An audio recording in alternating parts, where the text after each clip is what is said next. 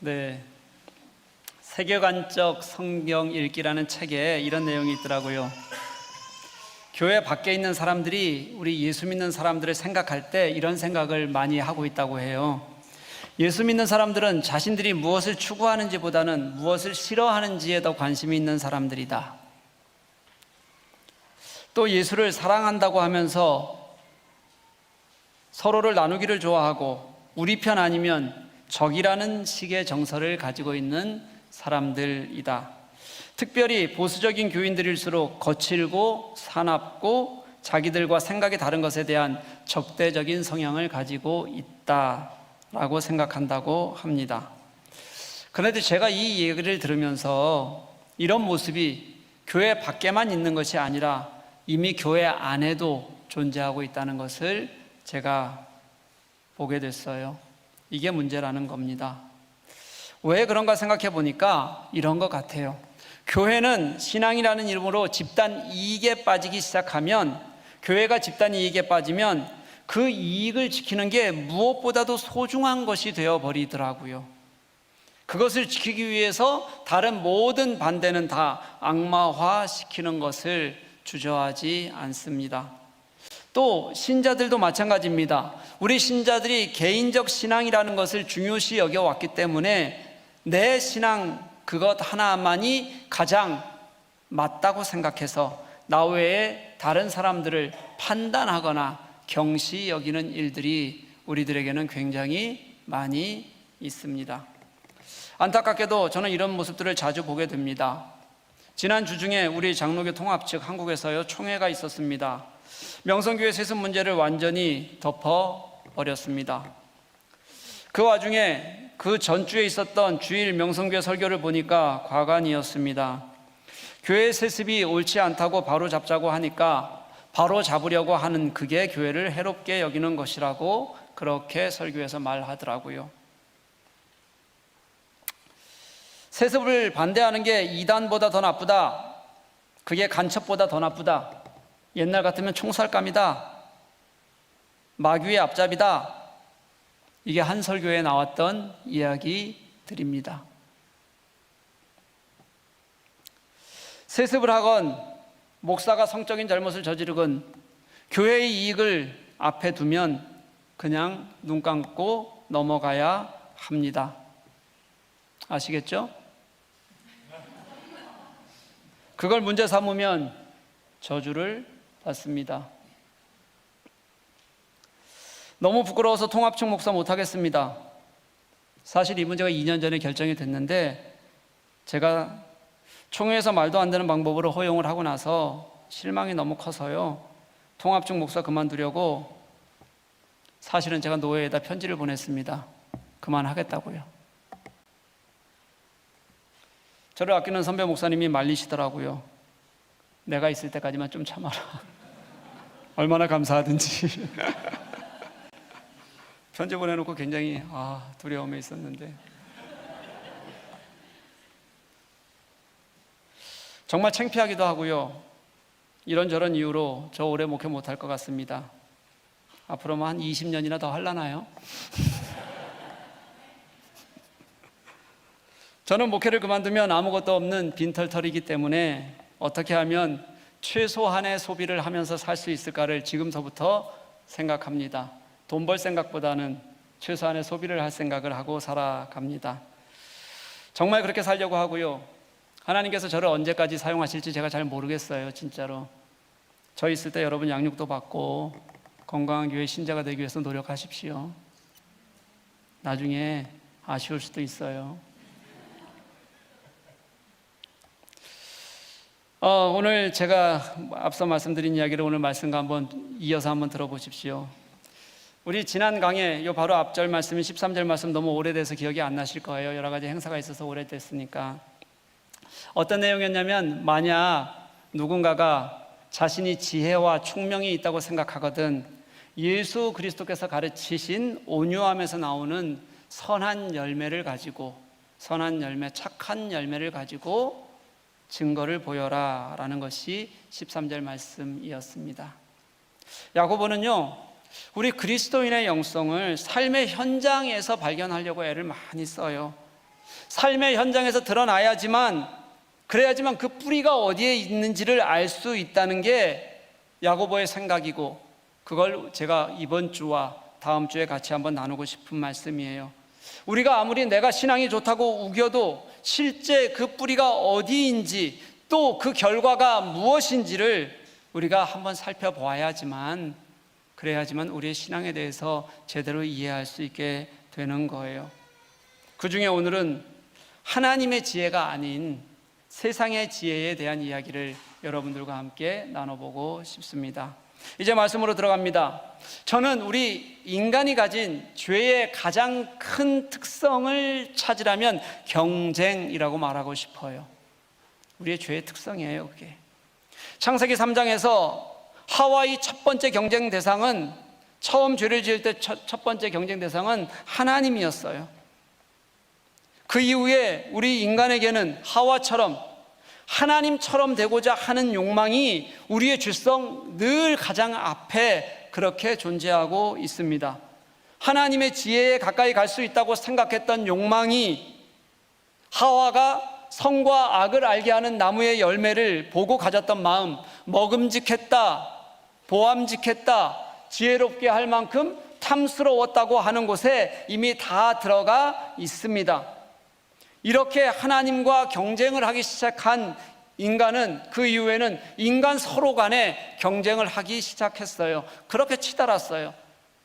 저는 가인이 아벨을 죽인 사건도 그 내면에 있는 경쟁 때문이었다고 생각해도 틀리지 않을 것 같아요.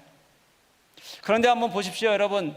하나님의 가르침이나 예수님의 가르침을 보면 어디에도 경쟁이라는 요소를 저는 전혀 찾을 수가 없습니다. 그 가르침을 보면 그 경쟁 대신에 자기 부인을 가르치셨고, 긍휼해라, 돌보아라, 나누어라, 이런 것들이 이 땅을 살아가는데 필요한 덕목이라고 하나님은 분명히 우리들에게 그렇게 가르쳐 주셨습니다. 그런데 우리는 그 하나님의 성품을 떠나서 우리의 모습을 교묘히 합리화해 가면서도 나는 좋은 신앙인인 것처럼 살아가고 있는 것이 오늘 우리의 모습일지도 모릅니다. 14절 말씀을 보면 조금 더 이해가 잘 됩니다.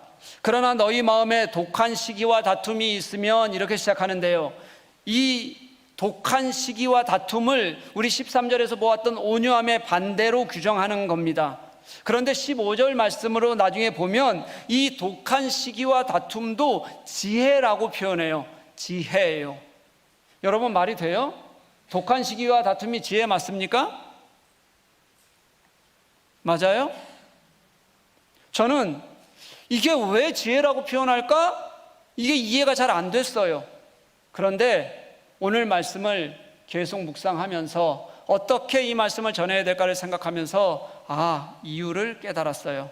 사실은 이미 우리 모두가 이것을, 시기와 다툼을 지혜로 생각하면서 살아가고 있더라고요. 볼까요? 우리가 서로에게, 아니면 부모가 자녀를 생각해 보면 가장 쉬울 것 같아요. 친구끼리 생각해도 좋아요. 우리가 지혜롭다고 하는 것들, 지혜롭게 살아야지라고 권면하는 것들이 그 속을 들여다보면 이미 뿌리에 시기와 다툼이 들어가 있어요. 한번 보십시오. 누가 어려운 사람을 진짜 마음을 다해서 도와주면서 늘 돕는 게 습관화되어 있으면서 이것을 자녀들에게 가르칠 때, 야, 이렇게 잘 돕는 게 지혜야 라고 여러분 혹시 누가 가르치고 계십니까?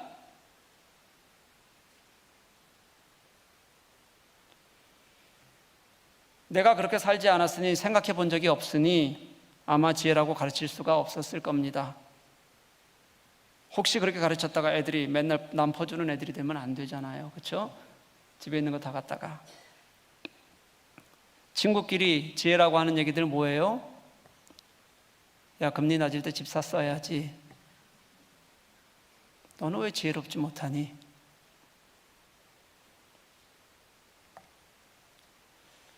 그럼 여러분, 우리 자녀에게 지혜라는 말을 언제 하는지 한번 볼까요? 공부 잘해라.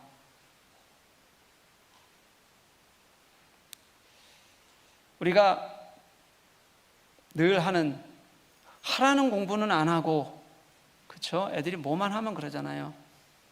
이 말에 우리가 생각하는 지혜가 다 함축되어져 있습니다. 공부 잘하는 것, 이기기 위해서 무엇인가 하는 것, 좋은 대학 가는 것, 이런 이야기를 할 때는 지혜라는 말이 아주 자주 등장해요. 경쟁해야 되고, 이겨야 되고, 나의 미래를 잘 만들어 놓아야 하고, 거기에 하나님이 어떻게 일하실지 관심 없이도 우리는 그걸 지혜라고 말하면서 그렇게 살아갑니다. 24절에 시기라는 단어를 보면 좀 더 잘 이해할 수가 있어요. 고대에는 이 단어를 언제 사용했냐면, 이거의 원래 뜻은, 시기라는 말의 뜻은 다른 사람에 대해서 셈을 내고 미워하는 것을 말하잖아요. 그런데 이런 뜻만 있는 게 아니라 이게 열심이라는 뜻으로도 사용되는 같은 어원을 가진 단어예요. 열심이요. 여러분, 그냥 열심이라고 하면 긍정적인 의미로도 사용할 수 있잖아요. 그렇죠? 그런데 이 앞에 독한이라는 단어가 쓰이면서 나쁜 열심이 된 겁니다. 제가 계속할 수는 있는데요, 계속하면 여러분들이 제 말에 집중을 안 하기 때문에 끊는 거예요. 지금 이미 여러분들이 집중력이 흐트러졌어요.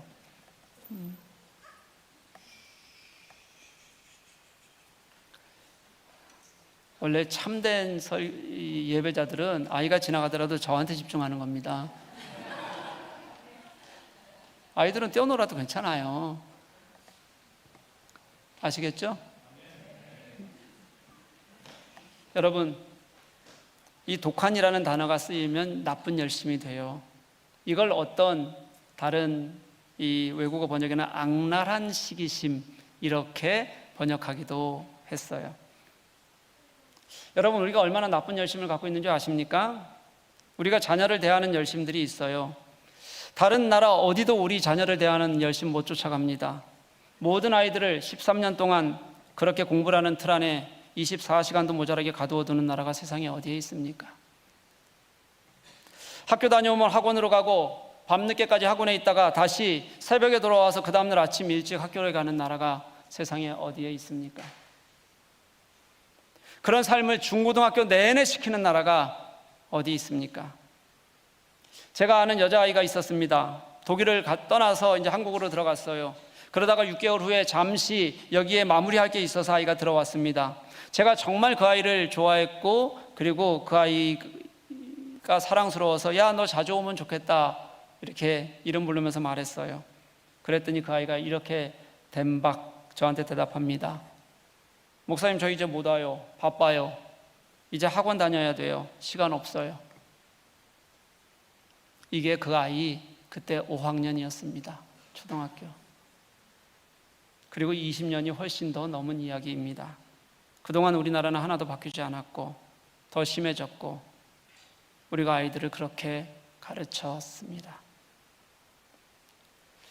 근데 여러분, 이게 한국만이 아니라 조금 생각은 다를지 환경은 다를지 몰라도 여기 독일에 있는 우리 부모들도 같은 마음을 가지고 못 버리고 살아가요.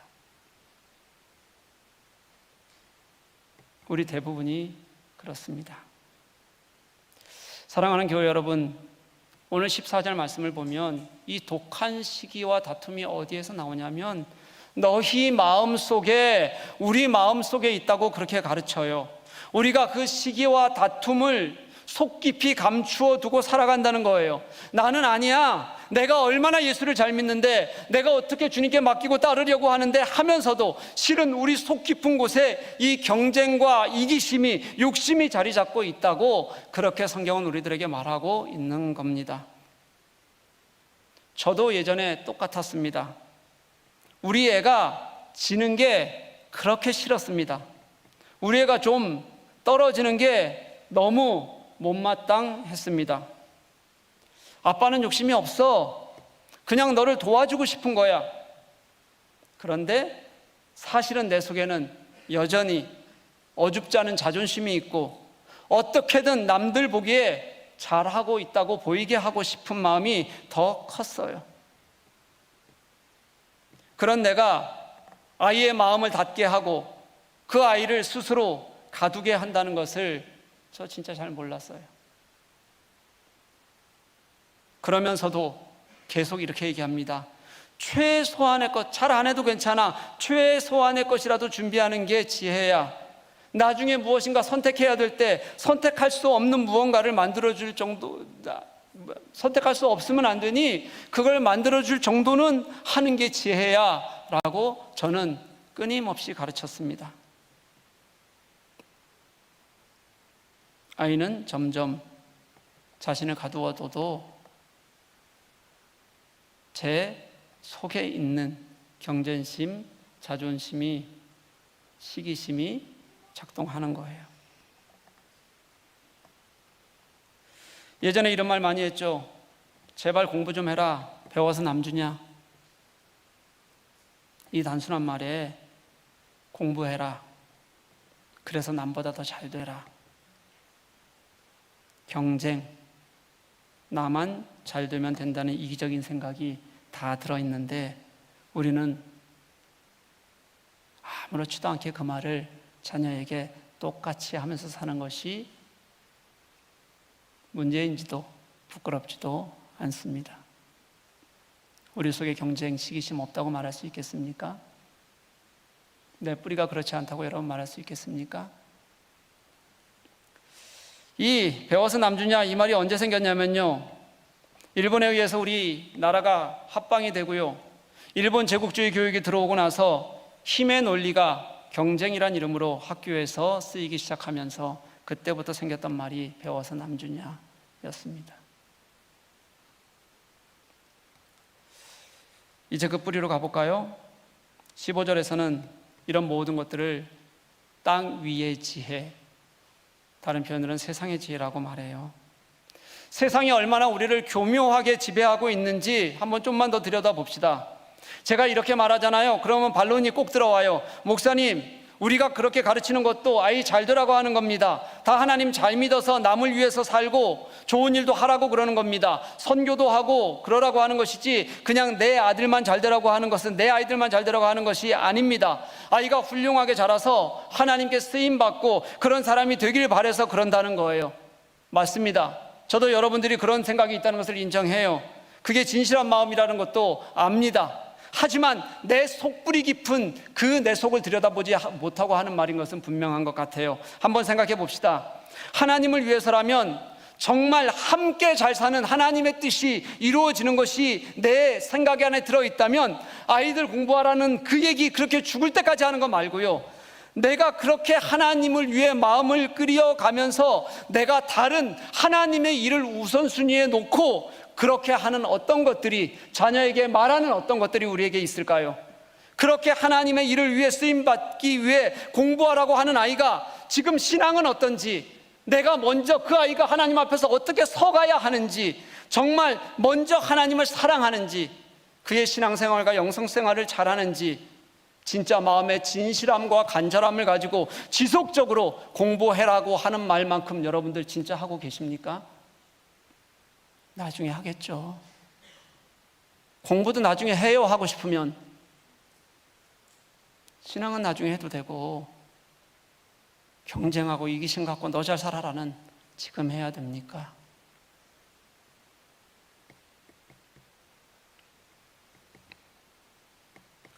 아이들이 뭐만 하면 우리 입에 달고 사는 말 아까 얘기했죠. 하라는 공부는 안 하고. 그렇죠? 그렇게 우선은 학교 공부에, 우선은 아이가 세상적으로 잘 되는 것에 그렇게 마음을 쓰는 게 결국 사람을 살리는 것이 아니라 죽이는 것일 수도 있다는 것을 알아야 해요. 처음에는 시기하고 다툼하는 거니까 누군가를 이기겠죠. 근데 모든 사람들이 시기와 다툼을 뿌리에 그리스도인들도 가지고 살아요. 누구나 다 이기고 싶어 해요. 그게 사회 시스템이 됐어요. 세계가 됐어요. 그래서 결국은 자신도 힘들게 하고 아프게 하고 망가뜨리고,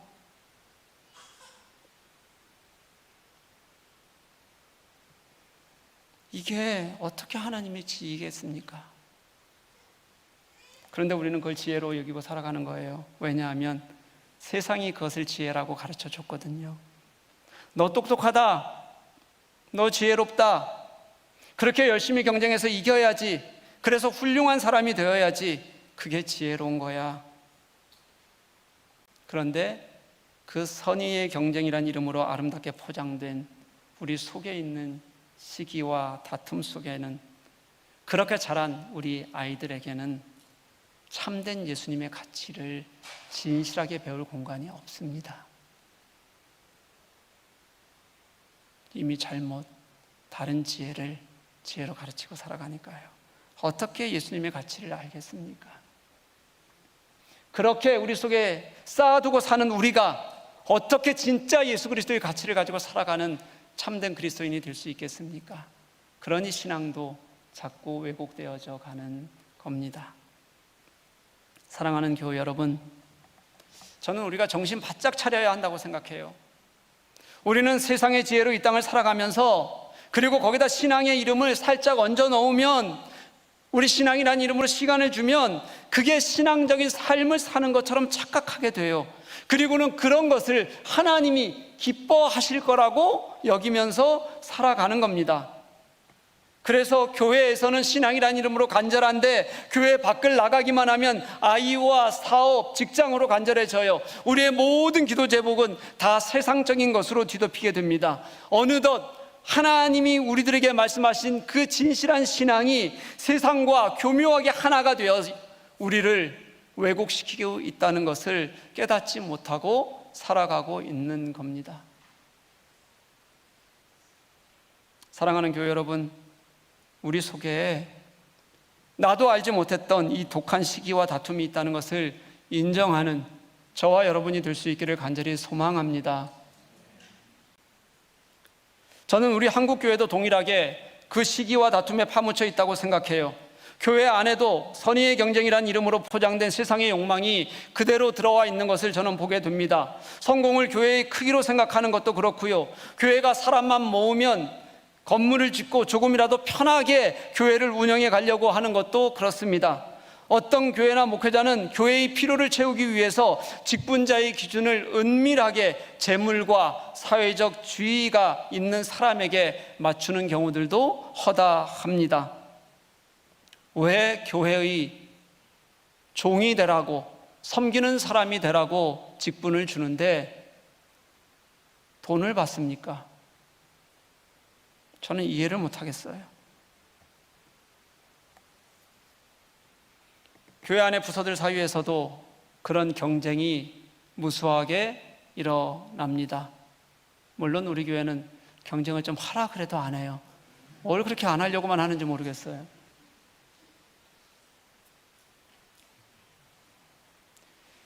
교회의 비전을 말할 때 보면 예수님을 얼마나 닮았는지 보다는 늘 더 크게, 더 많게, 더 높게가 교회와 목회자의 비전이 되는 경우가 많아요.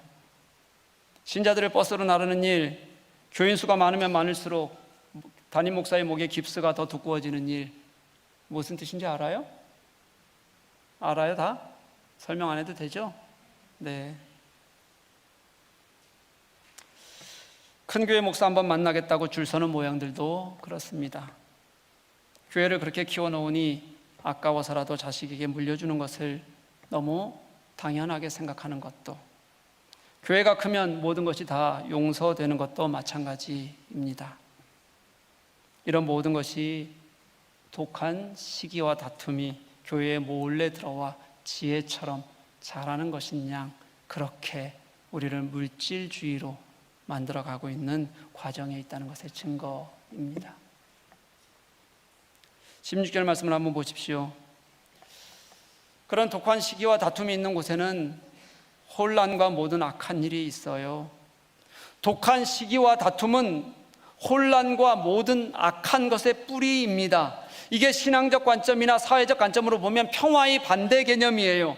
우리의 이런 세상을 쫓는 모습이 교회에서 감춰질 리가 없습니다. 그런 우리가 교회의 평화를 깨는 겁니다. 예수 그리스도로 화목케 하시려고 십자가에 죽으시기까지 하신 그 은혜를 파괴하는 사람들이 우리가 되어져 버렸습니다. 세상의 지혜는 결국 하나님 나라를 소멸시키는 것도 모르고 살아갑니다. 교회가 그렇게 많아도, 교회가 있어도 더 이상 이 나라가, 이 땅이 하나님 나라가 되지 못하고 복음이 없는 곳으로 전락해 가는 것들도, 교인의 수가 절어가는 것들도 마찬가지입니다. 그런 세상의 지혜에는 혼란과 악한 일만 남습니다. 제가 제 아내에게 늘 듣는 원망이 있습니다. 어렸을 때 아이들 빨간 펜 공부 안 시켜서 공부를 못한다는 겁니다. 2006년에 한국에 잠시 들어갔을 때 아이들에게 사교육을 시키고 싶지가 않았습니다. 그러니 그냥 너희들 혼자 해봐라 그러면서 아무것도 안 가르쳤습니다.